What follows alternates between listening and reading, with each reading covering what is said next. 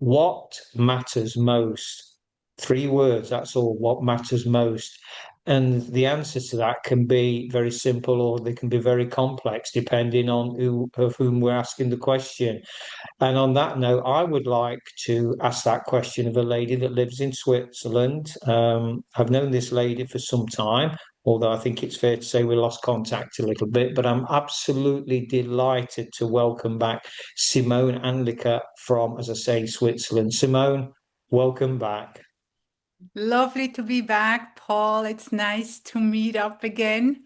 Yes, it's some time since we last met. We just said it must be down south in France, and it's a couple of years now. So I'm happy to see you. Yeah, well, it was actually, if you remember, just pre-COVID, it was January 2020. I Wow. mean, 6 years ago, where has that gone?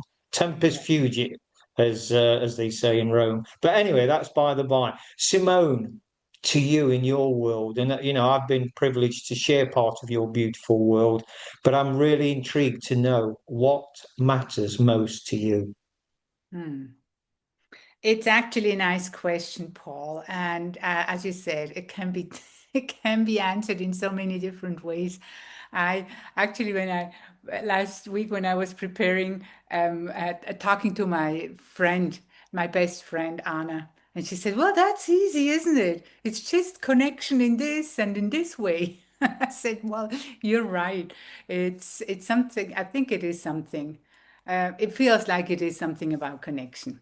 And connection all around. I would say, yeah, having a nice connection to what I call some, yeah, well, whatever you want to call it.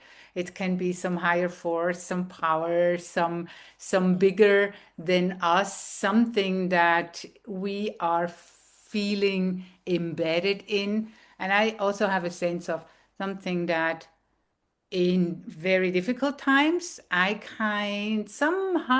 can go back to and trust and connect to.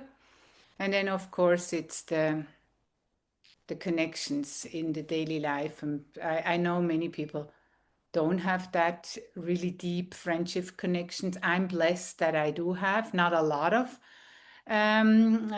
those deep connections where you can just trust when there's something Mm. that is happening in your life that you can go back to, Yeah. and someone who is there listening and yeah, giving you whatever is needed at the time in a sense of emotional support, or just you just know there are people there for you.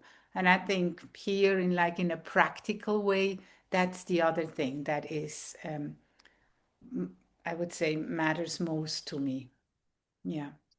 What you said there, Simone, was very few people, and I can really relate to that.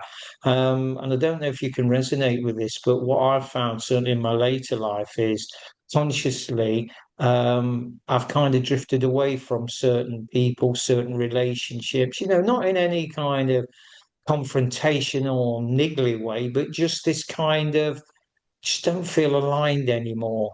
And consequently, there are by my design, by my natural emergence, very few people in my world, very few people in my world. But those that are exactly how you describe them. And I find that, is that something you can relate to? I find that as a kind of natural emergence. Absolutely. Well, it's not in the sense that I kind of moved. Well, probably the moving away is happening naturally. Yeah. And um, what the people I do have those close relationships to are the ones where both do the effort of Mm. staying connected and just participate in each other's life. So if this is just one way, nah, it's not gonna work. But if this is both ways and both are interested in that, then that's kind of how it worked or how it played out for me. Yeah. Yeah. There's kind of two trains of thought, opposing trains of thought on that, isn't there? Bringing in the old adage about the grass is greener on the other side, and the response that no, the grass isn't greener on the other side. The grass is greener where it gets watered and nurtured most. And I think that's a great metaphor for friendships. As you say, to work at it, to co-create, be responsible for it. So that's one sort of side of the coin. The other one, opposingly, Simone, is that good friendships, they just stand the test of time. They're just there, and you can pick up after a week, a month, a year, a decade, almost as if nothing's happened. Any thoughts on where you sit on those? And I deliberately create that polarized picture. Well, for me, actually, as you said, friendship, for me, I just realized it's not just those kind of friendships. For me, this is also part of how I live, how I'm blessed to be embedded in my family, that my mother is still alive. She's 96. So on a very regular basis, we go for lunch together. We do things. We actually took her to India last year, or actually it was this year, with 96, her first time going to India and doing some Ayurvedic treatment. And the thing is, it's also because she is still healthy, she is doing fine. And still, there's something about keeping that connection. And we are blessed to have that. I really much enjoy that. Same as with my sister, older sister, the younger sister are very busy in their work life, and so it's also that I really enjoy. It's not just like people that became my family by choice, but also my family of origin that I really enjoy. Just, yeah, doing this, coming together on a regular basis. It doesn't have to be like something big, but if someone falls sick or if someone has something, then it matters to you. You keep on asking, how are you doing? Or is there anything you need? And can I be of support, or can they be of support to me? And that is really a really lovely quality. I'm blessed to, yeah, I'm blessed with. And the other thing, yeah, the grass. No, I don't think the grass is greener over there. No, it's something. It's maybe it's also about getting older. It's just having the experience of, okay, I tried that out. I tried that out. It's something about maybe feeling content with Yeah, what's there. yeah. And of course, there's always other things that might be exciting. And of course, there's always changes in life that might, yeah, you want to be in another place or do different things. But basically, I think that's my experience of years ago when I wasn't in that state of, I'm just lucky where I am and how life unfolded. I could have been in the most beautiful places. I mean, you have a beautiful picture behind you. It seems, and you said it's real. And you can be there and you can have the beautiful place. And if you don't feel content or happy inside, because whatever circumstances there are, yeah, makes it difficult. So I think it's That also about your, or maybe very much about your inner state.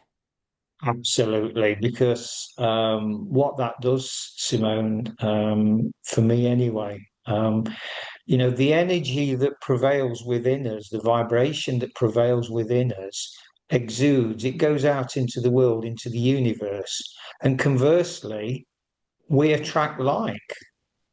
And that's why, and I really like what you said about, this kind of this friendship thing, and then you knitted in the word family. And I get that because the strongest relationships I've got with people, I mean, obviously I've got my three kids and they're grown up, my family in that respect, but that's a separate thing. But I'm on about people that, on the surface of it, we're not biologically family. But to me, in every respect, even more important, the biological element, emotionally and spiritually, we are family, because we dance the same dance. And that's, to use that watering the grass metaphor, we're not watering the grass every single day. We're not in regular contact or whatever regular is deemed to be, because that's, perception is all there is on that. But there's that bond there, there's that energy, there's that dance, there's that understanding, there's that acceptance that it's just there.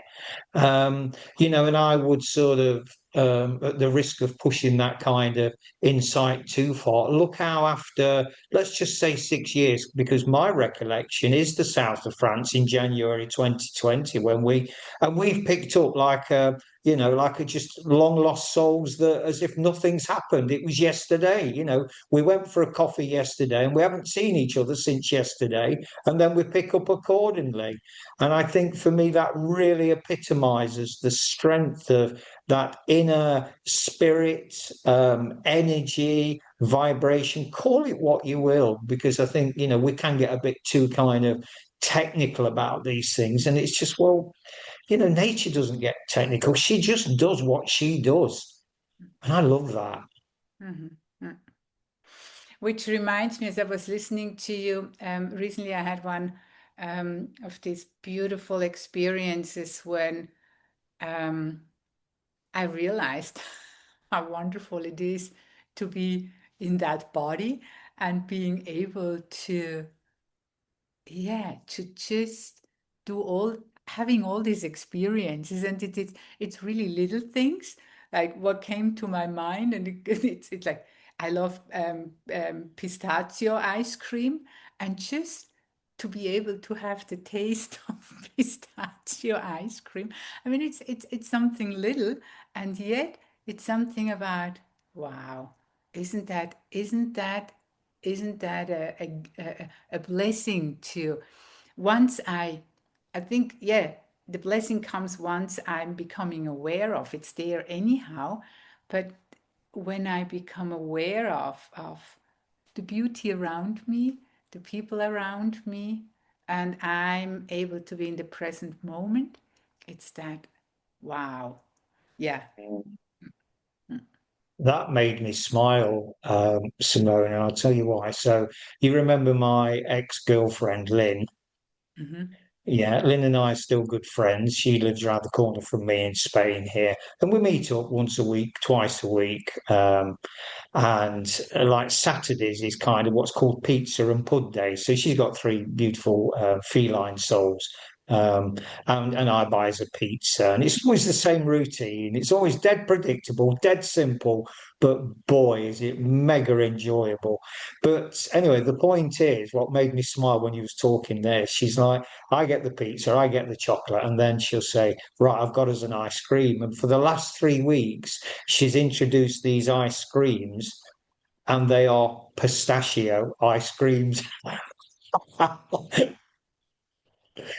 So it's like, in a world, Simone, of no coincidences, because I don't have that word in my food. What a coincidence.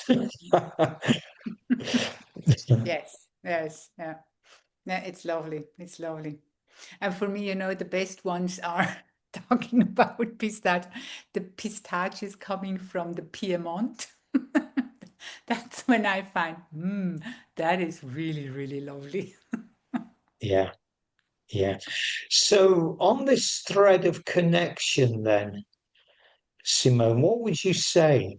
Because this is obviously a very high energy, a very loving conversation amongst two souls that, have that previous connection. So it's, in many respects, it's a nice and it's a beautiful, safe connection. It's a beautiful dance. But if somebody came to us and listened to us, say we was, I don't know, sitting in a cafe and somebody overheard, or may even react when they watch this video. So, well, it's okay for you two guys. You don't really understand my world. My partner's left me. I've just lost my job. I'm going to lose my house. The world is not a nice place for me in my world. So, and I've had this actually, Simone. I find it quite affronting that you can be in such high spirits and enjoying your life when there's all this devastation and destruction and darkness. And how dare you be so upbeat and happy? Any thoughts on that, Simone? For me, it's not so much the thoughts, it's more like the heart energy. I, if I'm connecting or tuning in to someone who is not as lucky in life and just the circumstances are different. Um, for me, the matter is, can I still be open to there's another reality?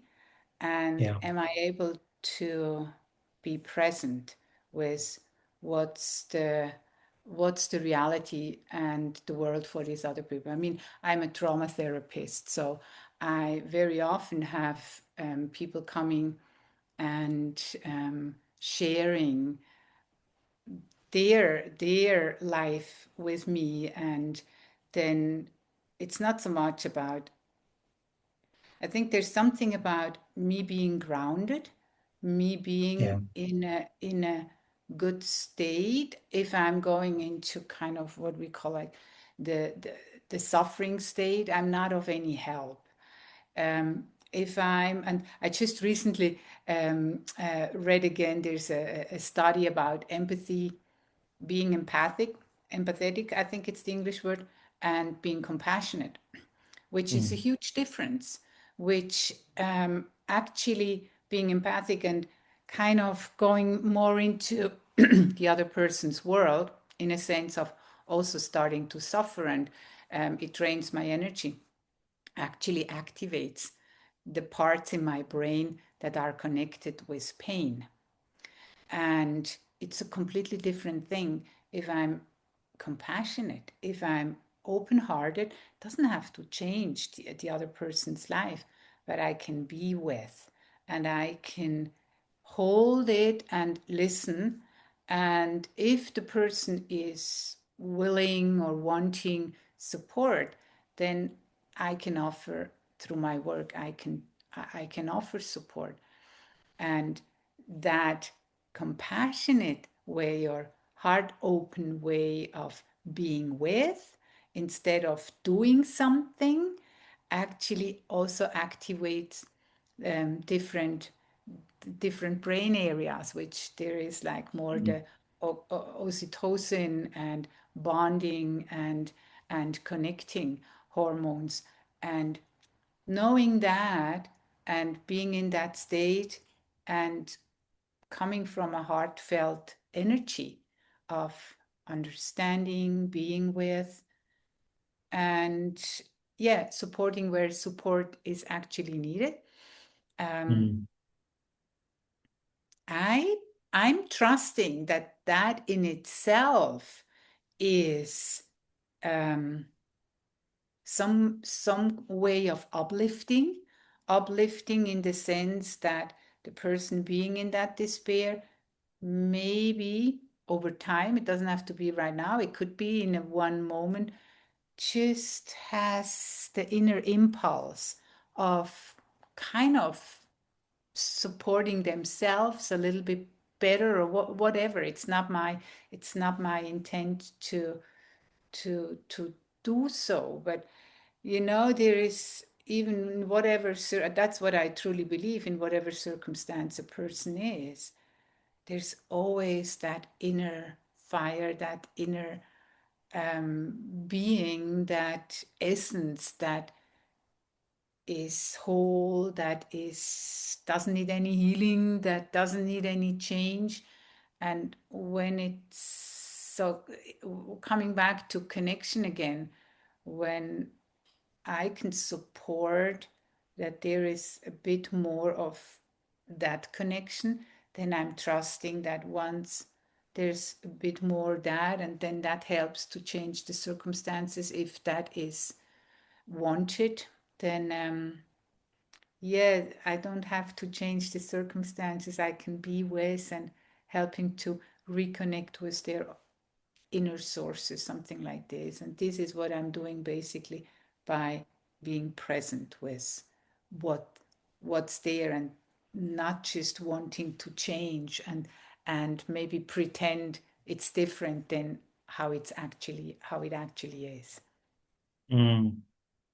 Brings in mind one of the strong learnings that I've taken over the years from Tom Peters, the American management guru, when he said, perception is all there is. And, I use the analogy, Simone, of two people standing opposite each other, and then somebody comes in between them and just on the floor chalks a six. Or is it a nine?